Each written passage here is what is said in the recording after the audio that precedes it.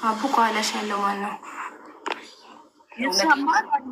እውነት አታቂ ኢትዮጵያዊ ነሽ? ይሄን ሳታቂ ክቡርነቱን ሳታቂ ኢትዮጵያዊ ነሽ? እሺ ሰላም። ድምፅሽ በደንብ አይሰማም አይንዬ። እሺ በደንብ እንዲሰማ አደርጋለሁ። እሺ ሰላም ናችሁ? እንዴት ናችሁ? እንዴት ቆያችሁ? እንዴት ነሽ? ሰላም ነሽ ወይ?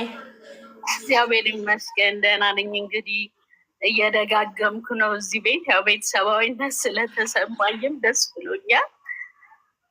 ዛሬ እንግዲህ ታሪኬን ትንሽ ያው የፍቅር ታሪኬን ብቻ ነው ማወራላችሁ። ምናልባት እውነተኛ ፍቅር የለም በሚባልበት በዚህን ጊዜ ለወንዶች ጥሩ አመለካከት በማይሰጥበት ጊዜ በአንድም በሌላም በዩቲዩብ በራሴ ቲክቶክ ላይ የተወሰነ ለቀናል። ግን የበለጠ ለአንቺ ቤተሰቦች ላወራ ፈልጌ ነው የመጣሁት።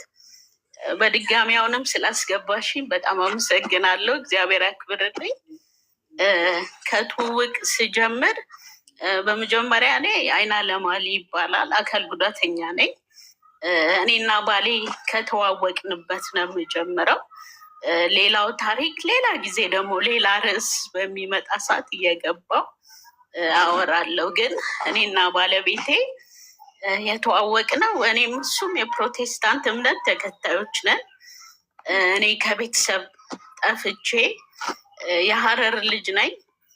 ጅጅጋ ሶማሌ ክልል ነበር የምኖረው እና ቤተክርስቲያን ነበረች የቤት ኪራይ እየከፈለች እንዲሁም የዛ ቸርች አባላቶች ነበሩ ቀለቤን የተለያየ ነገር ሰፖርት እያደረጉኝ የምኖር የነበረው እና አንድ ቀን እንደ ማንኛውም ቀን ቸርች ሄጄ ፕሮግራም የለም የዛለት አዳር ነው ያለው። አጋጣሚ ቸርች ሄጄ በጊዜ ቁጭ ብዬ እያለው ባለቤቴ ከውጭ ይገባ ነበረ እና በጣም የሚያምር ተክለ ሰውነት ያለ ወንዳ ወንድ በቃ በሰዓቱ በጣም የሚያማልል ሰው ነበረ። ግን በዛን ሰዓት እኔ ስዕሉም የለኝም አመለካከቱም የለኝም።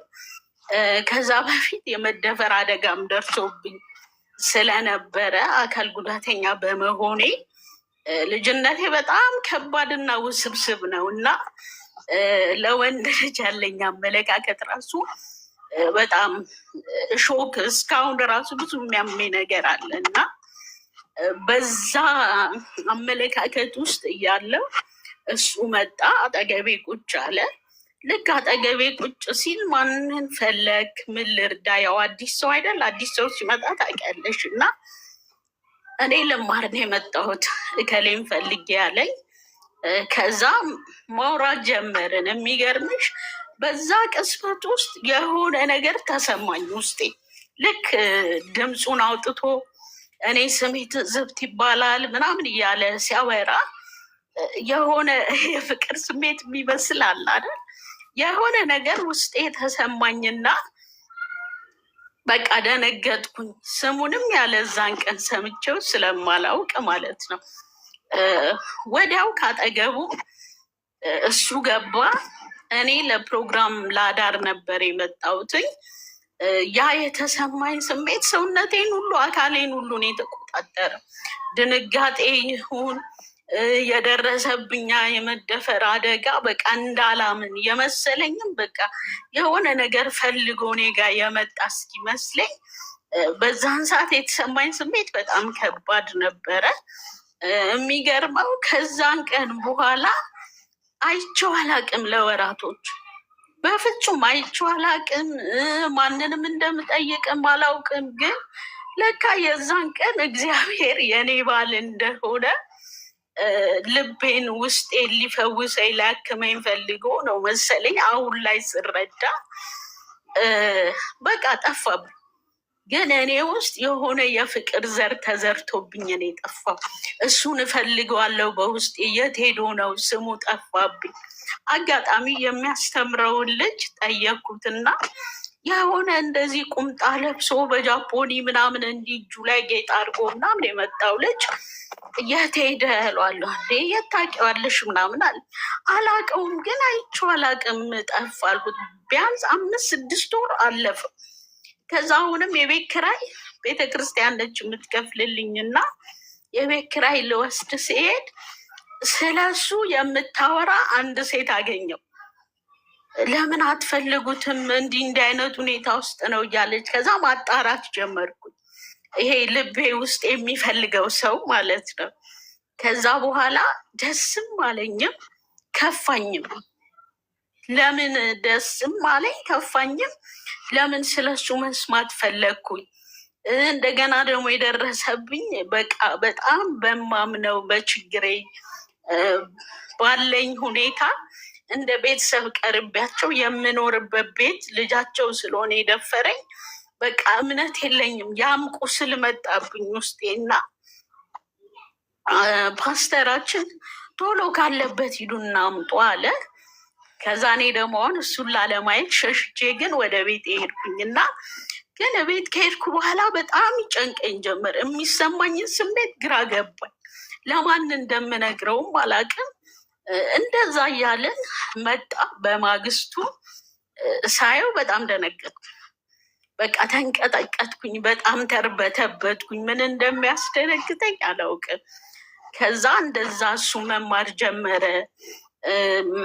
እኔ ደግሞ አጋጣሚ ሊደር ነበርኩኝና ቀጥታ ከኔ ጋር ነው የተገናኘው። ሲገናኝ ዲፕሊ በጣም ከኔ የተሻሉ ጤነኛ የሚባሉ በቃ ስራ ያላቸው ቆንጆ የሚባሉ በጣም ብዙ እህቶች እያሉ ከነዛ ውስጥ ሁሉ እኔን ዲፕሊ ቀረበኝ።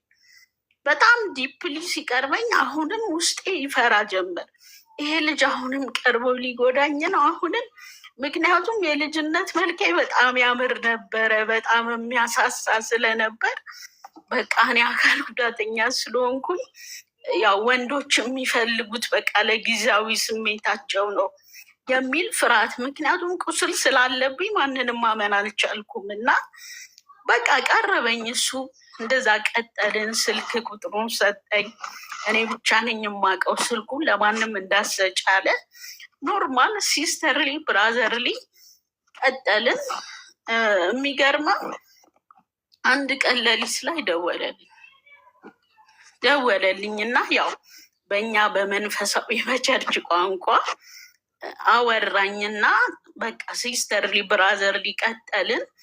ግን ያ ውስጤ የገባው የሚያስደነግጠኝ የሚያርበተብተኝ እሱን ሳይ የሆነ የሚሰማኝ ስሜት አለ።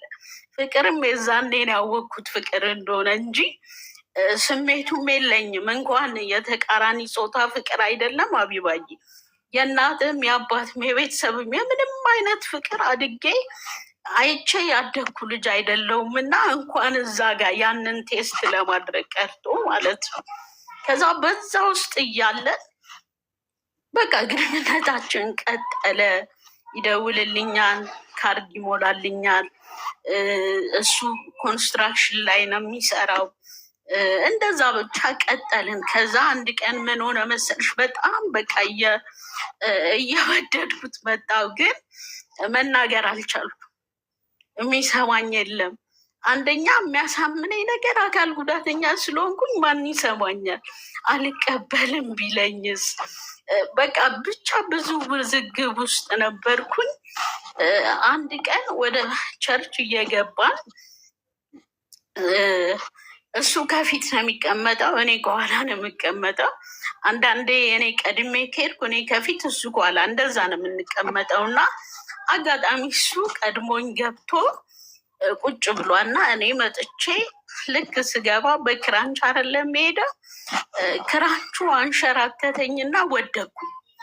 ያውም የወደኩት እግሩ ስር ነው የወደኩት፣ እሱ እግር ስር ማለት ነው።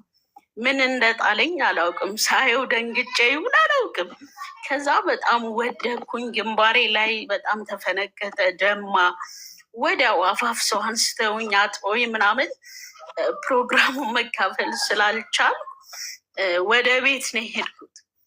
ከዛ ሲያመኝ የህብረት ልጆች ተሰብስበው ሊጠይቁኝ ሲመጡ እኔ ደግሞ በቃ ሁል ጊዜ ፎቶ መነሳት እወዳለሁ። ፀጉሬንም ስሰራ ታጥቤም ስለብስ እንደ አካል ጉዳተኛም አልመስልም እና በቃ ራሴን በጣም መጠበቅ እፈልጋለሁ እና ፎቶ በጣም እነሳለሁ እና አልበም እያዩ እንካ ያሉትና እንዲህ በር ላይ ነበር የተቀመጠው።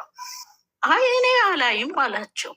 ለምን አታይም ብለው ሲሉት ይሄ እኮ ፎቶ ዲጂታል ነው፣ ሜካፕ ሰርተውት አሳምረውት፣ ይሄ የፌክ ነው እኮ መልኳ፣ ኦሪጂናል መልኳ እኮ የውሷ ቁጭ ብላለች፣ እሷን ነው የሚያየው ሲል ለማንም ንግግሩ አይገባም። ለእኔ ገባኝ። ይሄ ልጅ በቃ የቀረበኝ የሆነ ነገር ፈልጎ ነው ማለት ነው አሉ። ሌሎቹ ሁሉ ሲሄዱ እሱ ቀረ።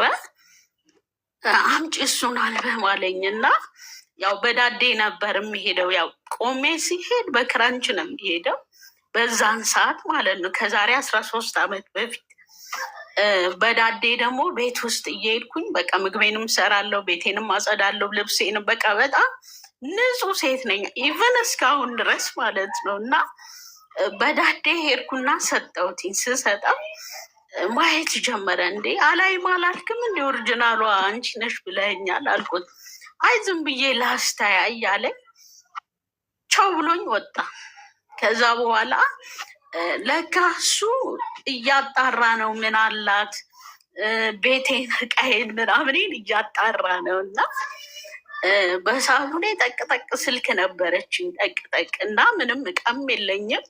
ሜትር ከ10 ፍራሽ፣ ትንሽ የብርድ ልብስ፣ በቃ 1-2 አባ ድስት፣ እሱንም ሰው የሰጠኝ። እንደዛ ነው የምኖረው። እና ወዲያው ከሳምንት በኋላ የሚገርመው ጊፍት ገዝቶልኝ መጣ። ስልክ ገዛልኝ መጀመሪያ። ይሄ ቲቪ ምናምን የሚያሳይ ቴሌቪዥን አለ፣ እንዳሁኑ ተች ምናምን አልነበረም። እና ይሄ ሳምሰንግ ስልኮች እንዲህ የሚከፈቱ ታጣጣፊዎች፣ እነዚህ ቲቪ ምናምን የሚታይበት ነበር። ስልክ፣ ሞዴስ፣ ጥፍር ቀለም፣ ሊፕስቲክ፣ እርሳስ፣ ኩል፣ በቃ ሳሙና፣ በቃ የሆነ ራሴ ንጽህናዬን የምጠብቅበት አንድም ነገር አልቀረም። ሁሉንም ይዞልኝ መጣና ሰጥቶኝ ሄደ። ከዛ በኋላ እኔ እሱ እያለ አልከፈትኩትም። ልክ እሱ ሲሄድ ስከፍተው እንግዲህ ሊፕስቲክን ብዙ አልቀባም የዛንዴ። ሊፕስቲክ፣ እርሳስ፣ ኩል፣ ሞዴስ፣ ሳሙና፣ በቃ ያልገዛልኝን ነገር ጠይቅ። ይሄ ልጅ በቃ ምንድን ነው ዳርዳርታው እያልኩኝ ያው ውስጥ ያለውን መውደዴን ግን ለማንም አላወራውም። ሳየው ደነግጣለሁ፣ እደናበራለሁ፣ ደግሞ ምፈራዋለሁ። ይሄ እንደገና መጥቶ አሁንም ቢጎዳኝስ ምን ሆናለው? ምክንያቱም ከቤተሰብ ከሀገሬ ርቄን ያለው ሰው ሀገር ነው ያለሁት እና እፈራ ነበረ። እንደዛ እያልን ቀጠልን። ይጋብዘኝ ጀመር፣ ቤት እንገናኝ ጀመረ። በቃ ኮመን ማታ ማታ ስልክ ማውራት ጀመርን። ግን ምንም ያወራኝ ስለ ፍቅርም ስለምንም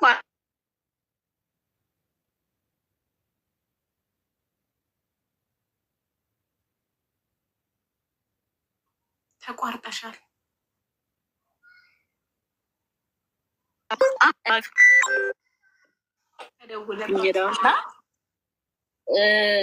ብዙ እንደዛ እያልን ቀጠልን። ወራቶች ምናምን አስቆጠርን እና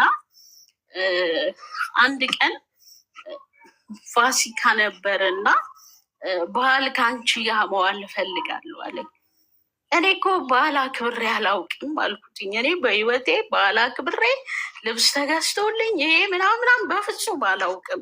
እንዲሁ በኪነ ጥበቡ ትደግ የተባልኩኝ እግዚአብሔር በዓላማን ያሳደገኝ ብዬ አልኩትኝ ስለው አይ በቃ እኔ እና አንቺ አብረን እንውላለን አለኝ። እና ምን አደርጋለሁ ብዬ ስለው ያው እኔ ሳንቲም ሰጥሻለሁ እና ለበዓል የሚያስፈልገውን ነገር ስሪና አብረን እናሳልፋለን ብሎ ሳንቲም ሰጠኝ።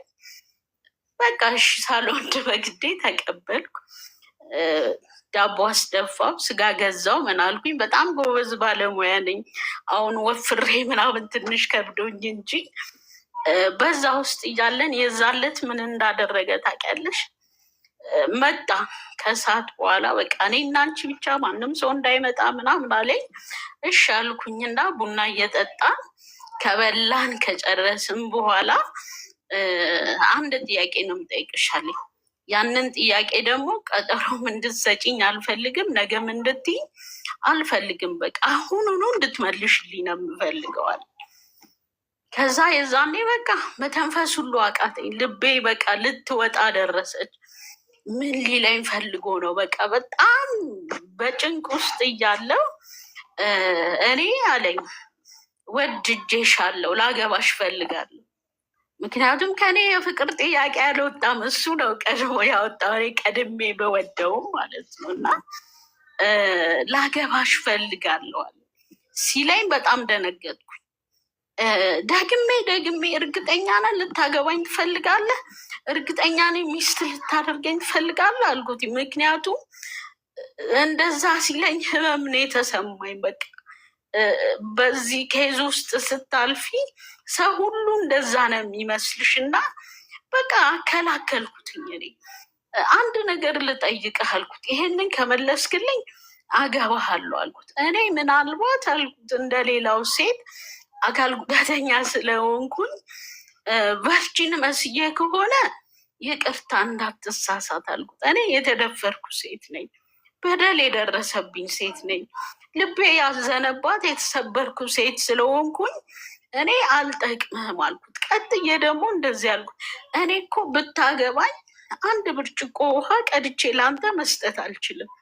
ራሴን እንኳን ማገልገል ራሴን እንኳን መንከባከብ አልችልም ስለው እኔ አለኝ አንቺ ነሽ ሚስቴ። በቃ ያየውሽ ቀን ትህትናሽ ያለሽ ነገር በቃ እንደወድሽ አድርጎኛል። ስለዚህ እኔ አንቺ ሚስቴ ነሽ። ደግሞ አለኝ በዘመኔ ሁሉ የካስኩሽ ነው የምኖረው። ህመምሽን ልፈውስ፣ ሚስት ላደርግሽ፣ አንቺ እንድታገለግኝ ሳይሆን እኔ እንዳገለግልሽ ነው ማገባሽ። እርግጠኛ ነህ? አዎ እርግጠኛ ነኝ አለኝ። ከዛ እሺ ካልካልኩ ሴት በፍቅር ትሸነፍ የለ እሺ አልኩትኝ፣ አመንኩትኝ። እንደዛ ቀጠልን። በቃ እንደዛ ለወራት ያው በኛ በፕሮቴስታንት እምነት አካሄድ ምናምን አለው። ወደ ጋብቻ ስትመጪ ያንን ሁሉ ፈጸምን፣ አሳወቅን፣ ኤች አይቪም ተመረመርን። የሰርጋችንም ቀን ደረሰ። ከአመት ከ8 ወር ከ6 ወር በኋላ ለመጋባት ስንወስን እንዳንጋባ የሚያደርገን በጣም ብዙ ድምፆች መጡብን። ይበል ትልቅ ሰው ነው፣ የምር አይበልጠኝም እኮ በ10 ዓመት ነው የሚበልጠኝ። ቢበልጠኝስ ደግሞ ምን ችግር አለው? አንቺ አስረግዞሽ ጥሎሽ ቢጠፋ እቃ የለውም፣ አድራሻ የለውም፣ ቤተሰብ የለውም፣ በቃ የማይባል ነገር የለም። እኔ ደግሞ እሱን ሁሉ ሰማና ልክ ማታ ሲደውልልኝ በቃ የነገሩኝን ሁሉ እለዋለሁ። ጥላይም ብጠፋስ በቃ እመኝኝ አለ። በቃ በእምነታችን አሳመነኝና ለቤተ ክርስቲያን አሳወቅን። የምርም ስንጋባ ምንም አይነት እቃ የለንም። አቢባዬ ምንም የኔ ሜትር ከ10 ፍራሽ 12 ኪሎ የምትመዝን ብርድ ልብስ በዛ በኮንትሮባንድ የሚገባ እሱም እንደዛው ነው ያለው። ሌላ ምንም የለውም። በቃ ንጹህ ፍቅር ብቻ ነው ይዘን እንትን ያለው። ለመጋባት ቀናችን በጣም ደረሰ፣ በጣም ደረሰ። ቀለበት አምጡ ተባልን። ቀለበትም የለንም። ሱፍ ተባለን። በቃ ብዙ የሚያስፈልጉ ነገሮች አሉ አይደል? መድረክ ላይ ወጥተሽ ኪዳን ልትገቢ አንዳች ነገር አልነበረንም። ምንም አይነት ነገር አልነበረንም። እሱ ደግሞ እዛ ላይ እዛ ከተማ ብዙ አይታወቅም ነበር፣ አዲስ ነው። እኔ ነበርኩኝ ከእሱም ወደ 8-9 ዓመት የምቀድመው እና አንድ እህት አለች። እሷ ሰማች፣ አይናለም ልታገባ ነው ግን ምንም አይነት ነገር የላትም ስትባል እሷ ሙሉ ወጪን ሸፈነችልኝ፣ ቬሎ ተከራየችልኝ፣ ደገሰችልኝ። እዛው ቸርች ደግሞ ቀለበት በቃ የሚያስፈልገውን የሰርግ ወጪ ሁሉ ሸፈኑልኝ። ለ3 ሆነው እኔና ባሌ ባልና ሚስት ሆንን። የሚገርመኝ እስካሁን እኔ ሳወራው ሁሌ ለሱ እለዋለሁ ተጋብተን እንኳን የሆነ እንደማይተዋወቅ የሆነ መተፋፈር ምናምን ራሱ አልነበረን። በቃ ልብ ሽርፍ የሚልበት ሰው ታውቂያለሽ። የሆነ አግብተሽ እኮ አንድ ቀን ወይ 2 ቀን የሆነ ትሽኮረመም ያለሽ ትፈሪያለሽ። በፍጹም እኔ እና እሱ ጋር የለም። በቃ የዛኑ ቀን በቃ አብረን ገላችንን መታጠብ ጀመርን። በቃ ከምልሽ በላይ እውነተኛ የፍቅር ሰው ሆኖ ነው ያገኘሁት። እና ልክ መጀመሪያ እጮኝነት ሲጠይቀኝ ሊክሰኝ፣ ሊያክመኝ፣ ሊፈውሰኝ እንዳለኝ ከዛም በላይ ሆኖ ነው እኔ ባለቤት ያገባኝ። እና በቃ አንድ ቤት መኖር ከጀመርን በኋላ ብዙ ድምፆች ነበሩ የኔና የእሱን ፍቅር የሚያሻግሩ። እንዳገባው ደግሞ አላረገዝኩ። እኛ ተስማምተን ደስ ብሎን ስንኖር በአንቺ ህይወት እኮ ሰው ነው ጣልቃ መግባት የሚፈልገው፣ አስተያየት መስጠት። አንቺ ተቀብለሻል፣ ብትወልጅም ባትወልጅም አንቺ ተስማምተሽ እንኳን እየኖርሽ ያኛው ሌላኛው ሰው ግን ስለ አንቺ ይጨነቃል። ማለት በመልካም ጎን አይደለም በክፉ ጎን። እና በቃ ብቻ ብዙ ድምፆች ነበሩ። እኔ እና እሱ አጠነከረኝ። የሚገርም አስተማሪ ነው፣ እናቴ ነው።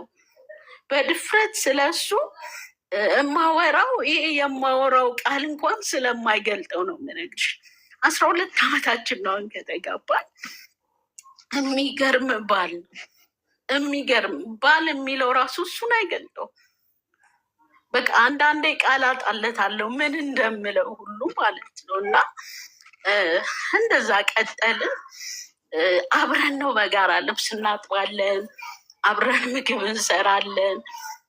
ከዛ እዛ ፍራሽ ላይ እየተኛን መሬት ኮተታችን በዛች እቃዋ ማለት ነው። ይሄ ሰው ጊፍት የሰጠን ምናምን ኮተት ሲበዛ ምን ተከራየን መሰልሽ? አልጋ ተከራየን። ድሮ የነበረች ወታደር አልጋ አስታውሰሻት ከሆነ ይሄ ፋሚሊ አልጋ ተብሎ የሽቦ አልጋ ማለት ነው። እሷን ተከራየንና በ20 ብር ነው የተከራየናት። በወር 20 ብር ልንከፍል ከስር ኮተታችንን እቃችንን ልናስቀምጥ ያው ልንተኛባት ማለት ነው። ልክ እሷን ስንከራይ ደግሞ የሚገርመው ፍራሽ አጣ። ከየት አምጥተን እናርግበት ፍራሽ? እሱ የቀን ስራ ነው የሚሰራው። እና ምን አደረግን?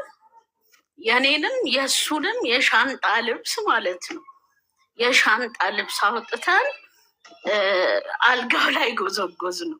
አልጋ ላይ ጎዝጉዘን የተሰጠን ስጦታ አለ።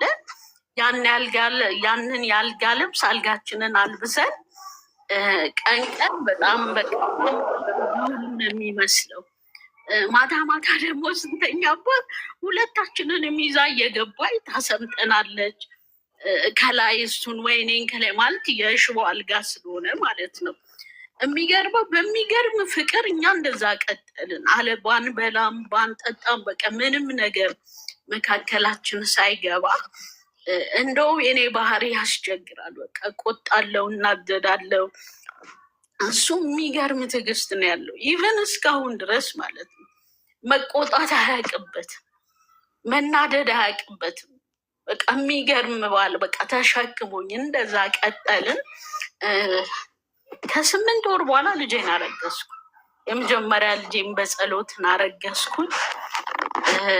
ሳረግዝም ራሴን ሄጄ ቼክ አርጌ በክራንች ሄዳለሁ እና ሆስፒታል ሄጄ ቼክ አረግኩኝ።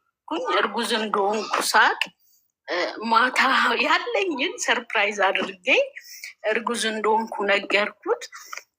የበለጠ ለእኔ ያለው ነገር ጨመረ። ማመን አቃተው። በቃ ማሚ ነው የሚለኝና እግዚአብሔር ልጅ ሰጠን አለኝ። አዎ ልጅ ሰጠን። በቃ እንደዛ እየኖርን በቃ ቀጠልን። እሱም ስራ ከነበረበት 160 ብር ነበረ እኔን ሲያገባ የሚከፈለው። ከዛ ኮንትራት ስራ ነው በቃ ቀጥታ ሄደው። ያው እኛ ሚስቶች እኮ ለባሎቻችን በረከት ነን። እኛ አረብ መጽሐፍ ቅዱስም ስለሚል ማለት ነው። እና ልክ እኔን ሲያገባ ስራውም ተቀየረ፣ እግዚአብሔርም እየባረከን መጣ። በብዙ ነገር ማደግ ጀመርን። መውለጃዬ ደረሰ። ያው እንዳይረዝም ለሌላ ሰው ልልቀቅ ብዬ ነው ማሳጥረው። መውለጃዬ በደረሰ ችግር የለውም አትጨነቂ። እሺ እሺ ሌና እና መውለጃዬ ደረሰ። ያው ስንወልድ የሚያስፈልገንን ነገር ሁሉ እንገዛለን አይደል? ለቤታችን መጋረጃ፣ ብዙ ብቻ ልብሶች። ይሄ ፈዲ ነው። እዛ ሀገር ሶማሌ ክልል እንደ አረቢ ሚድሪስ ምናምን ነበር የምንጠቀመው እና እሱን ለመግዛት 9 ወር ጨርሼ ቀናቶች ጭማሪ ላይ በባጃጅ አብረን ወደ ታይዋን እየሄድን አጋጣሚ ባጃጅ ተገለበጥን፣ ሁለታችንን ማለት ነው። አብረን እየሄድን ተገለበጥን ባጃጅ።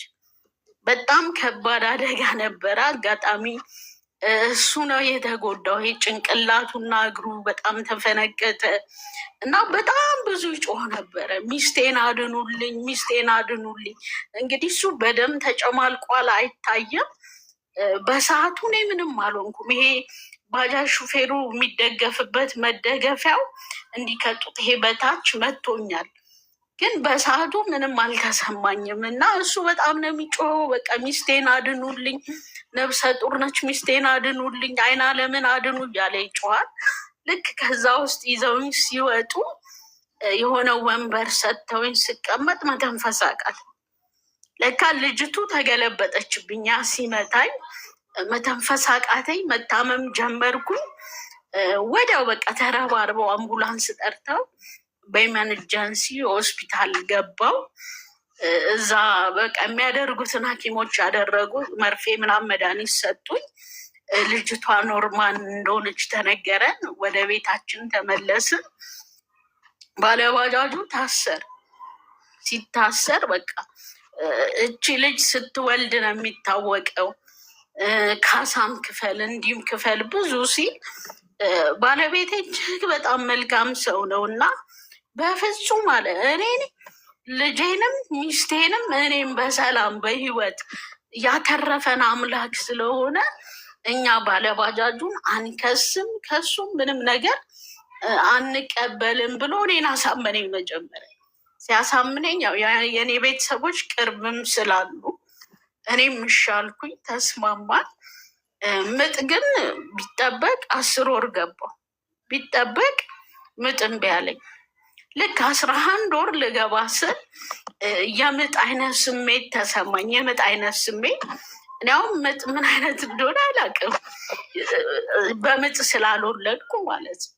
የምጥ አይነት ስሜት በቃ ወገቤን መታመም፣ መቆረጣጠም ምናምን እንደዚ አይነት ስሜት ሲሰማኝ ቀኔም ስላለፈ በጣም ሆዴ ተነፋ፣ ፊቴ ጠቆረ። በቃ በጣም ማስፈራት ጀመርኩ። እዛ ክትትል የማደርግበት ሆስፒታል ይዘውኝ ሄዱ። ልክ እዛ ሲሄድ ሰርጀሪ መሰራት እንዳለብኝ ተነገረኝ። በቃ ከዚህ በኋላ ብንጠብቃት ልጇ ውስጥ ወይ ይሞታል፣ የለሷም ህይወቷ ያሰጋታል፣ በፍጥነት ሰርጀሪ መሰራት አለባት አለ። ቤተሰብ ይጠራ ተባለ። ባለቤቴ ደግሞ በዚህ መሀል እምቢ አለ፣ አልፈርምም አለ። በቃ የምሞትበት መሰለው እና አልፈርምም አለ። በቃ ውዝግብ ተፈጠረ። ከዛ የኔ ቤተሰቦች መጡ፣ የቸርች ሰው ጓደኞቼ መጡ። በቃ ሆስፒታሉ እኔን ለመጠየቅ የመጡ ሞሉ ሆስፒታሉን። እሱ በቃ ያልደወለበትም ቦታ ጠይቂ፣ ልትሞትብኝ ነው ድረሱልኝ፣ ልትሞትብኝ ነው ብሎ ማለት አባ ይወደኛል ማለት እንዲወደኛል የሚለው ቃል ስለማይገልጠው ማለት ነው። እና በጣም ነው የሚሳሳው። እና በግድ ፈረመ። በግድ በቃ ጫና ፈጥረውበት በግድ ፈረመ። ከዛ በኋላ ሰርጀሪ ተሰራው። በ15 ደቂቃ ነው የተሰራውት።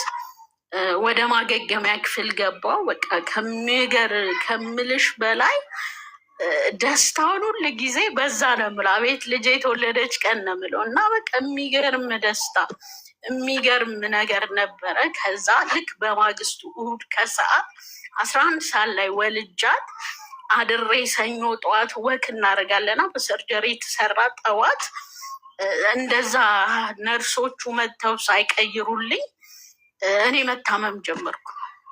በጠዋት ማለት ነው ታመምኩኝ።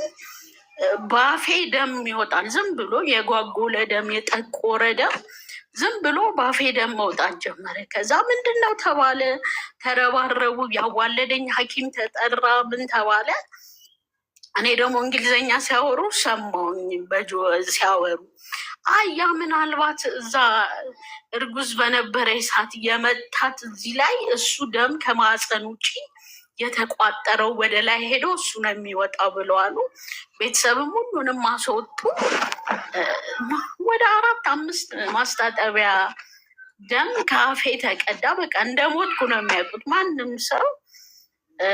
እግዚአብሔር ሕይወትን ቀጥሎልኝ ሳልሞት ልጄን ጡት ማጥባት ጀምር። ከሰዓት በኋላ ተሽሎኝ ማለት ነው። እንደዛ እዛ ሆስፒታል ቆየው።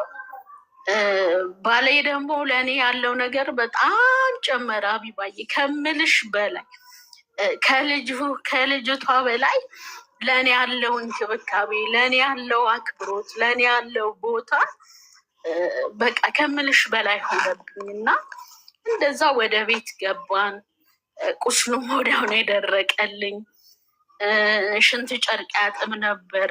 ቤት ሰራተኛ አልነበረኝም። የመጀመሪያዋን ስወልድ እናቴ 10 ወሯ ነው። አሁን ካረፈች እናቴ ነበረች፣ እህቶቼም ነበሩ። ግን እነሱ እያሉ እኔ የምጎዳበት ስለሚመስለው ሙቁን ይሰራል፣ ቅቤ አድርጎ ይሰጠኛል። በቃ ሽንት ቤት ይዞኝ ነው የሚሄደው፣ እሱ ነው የሚያጥበኝ። በቃ ብዙ ነገር በቃ አያምነኝም። ከስራ መጥቶ ቀጥታ እኔ ጋር ነው የሚገባው። ለእኔ ያለው ነገር በጣም ጨመረ። ምክንያቱም እኔም ጠርጥሬ ነበር። አይ በቃ ስወልድለት ፍቅሩ ምኑ ወደዛ ነው የሚሄደው ይባል የለ እንደዛ። ግን በፍጹም አይደለም እንደዛ። በቃ ቀጠልን። እኔ ግን እንደ መጀመሪያው መንቀሳቀስ አቃተኝ። ስለወለድኩ ይሁን ሰውነቴም ስለጨመረ ይሁን እንዲቆሜ በክራንች እንኳን የሚሄደው ነገር አቃተኝ። በጣም በቃ ተቸገርኩኝና ባለቤቴ እንዴት ይዞኝ እንደሚሄድ ታውቂያለሽ? ከቤት ስወጣ ባጃጅ ካለ ግቢ ድረስ ባጃጅ ይመጣና በባጃጅ አቅፎ ተሸክሞ ባጃጅ አስገብቶኝ ይዞኝ ይሄዳል። እኔም በሰዓቱ ደግሞ ዊልቸር ላይ መቀመጥ በቃ ሼም መስሎ ታየኝ። እንዳሁኑ ጠንካራ አልነበርኩም፣ ጎበዝ አልነበርኩም እና ዊልቸሩንም እድል አልነበረንም የዛን ሰዓት የማግኘት። እየተሸከመ ቸርች ይዞኝ ይሄዳል። እንዲህ ቅርብ ነበር፣ ቢያንስ ወደ 200 ሜትር ይርቃል ከቤታችንና እንደዛ በቃ በትጋት አንዳንዴ እንደ ልጅ በጀርባው ተሸክሞ ዝናብ ጠብ ካለ ምናምን በጀርባው ተሸክሞ ነበር ይዞኝ የሚመጣው። እንደዛ እያልን ሌላ ደግሞ የኔና የእሱን አብሮ መኖር ፍቅራችንን የሚያናጋ ነገር፣ ልጃችን እንደ ማንኛውም ልጅ መሄድ አልቻለችም።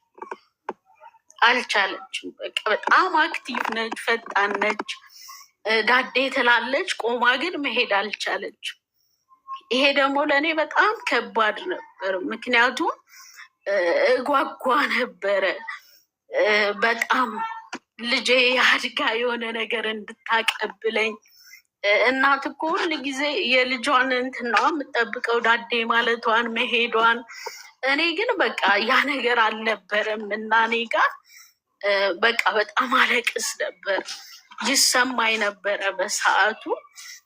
ሞር ደግሞ ለሱ በጣም ከባድ፣ እኔን አምኖ ባል አድርጎ ተቀብሎኝ፣ ሚስት አድርጎ ይቅርታ ተቀብሎኝ፣ እንግዲህ ከእኔ ዘር ፈልጎ እኔ የወለድኳት ልጅ ደግሞ አለመሄዷ በጣም ከባድ ነው። እምነትን ይፈትናል፣ ልብን በጣም ያደክማል። እኛ ብዙ ጠንካራ ሆነን ነው አሁን ተሰርተን ሚዲያ ላይ የመጣ ነው እንጂ እንደ ወላጅ ለእኔ በጣም ከባድ ነበር። በጣም እሱ ስራ ሲሄድ ከመኝታ ቤት ልጄን እንኳን አቅፌ ወደ ሳሎን መምጣት አልችልም እና ሽንት ጨርቅ እንዲህ መሬት አንጥፌ ሽንት ጨርቅ ላይ ልጄን አስተኝ። ይቅርታ፣ የሚያለቅስ ስቲከር አታድርጉ። ኮመንት ላይ የሚያለቅስ ስቲከር ያዘጋል ላይቭ ጋይስ።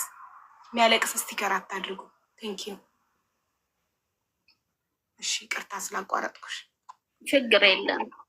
እና ልጄን ከመኝታ ቤት ወደ ሳሎን ለማምጣት ከባድ ነበረ ለኔ።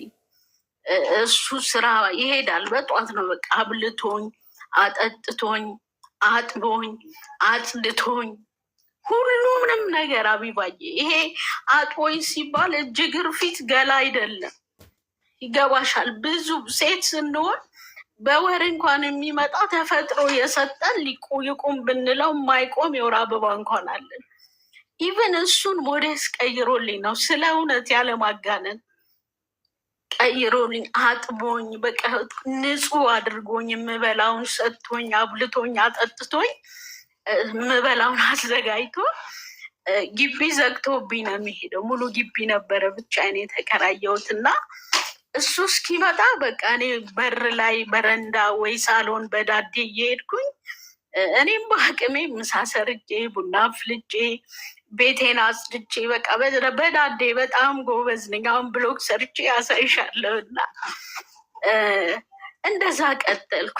ልጄን ግን ለማምጣት በቃ ልቤን በጣም በሰዓቱ አሁን በጣም ጠንካራ ነኝ፣ አላለቅስም እና ሽንት ጨርቅ ላይ አስተኝቻት የሚያቅፍልኝ ወደ ሳሎን ይዞልኝ የሚመጣ ስለሌለ እየጎተትኳት ማለት ነው፣ እንደ ዕቃ እየጎተትኳት ነበረ ሳሎንም ማመጣት እና በጣም ይከብዳል። አካል ጉዳተኛ ሆነሽ ልጅ የሚረዳሽ ሰው ሳይኖር እነሱን ማጣጠብ፣ ዳይፐር መቀየር፣ ብቻ ብዙ የሚከብድ ነገር አለ። ግን ባለቤቴ ይሄን ሁሉ ነገር እያደረገ አይሰለቸውም፣ ፊቱ አይቀየርም ነበር።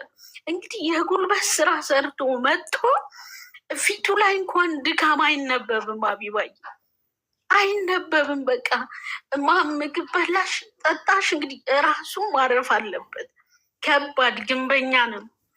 መጥቶ ያንን ያደርጋል። ልጁን ያጥባል፣ ምግብ ይሰራልናል፣ ድጋሚ ቡና ያፈላል። በቃ በረንዳ ላይ እንወጣለን፣ እንደዛ እናመሻለን።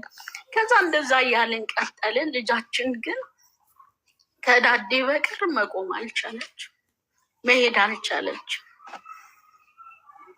እሱ ደግሞ ሌላ ከባድ ነው። ግን ከእኔ ይልቅ እሱ በርትቶ እኔን አበረታኝ። በቃ ማሚ የማንንም ድምፅ አትስሚ፣ በቃ እኔ አምኜ እስካገባሁሽ እኔና አንቺ በፍቅር ተያይዘን እስከ ኖርን ድረስ የሰው ድምፅ አትስሚ።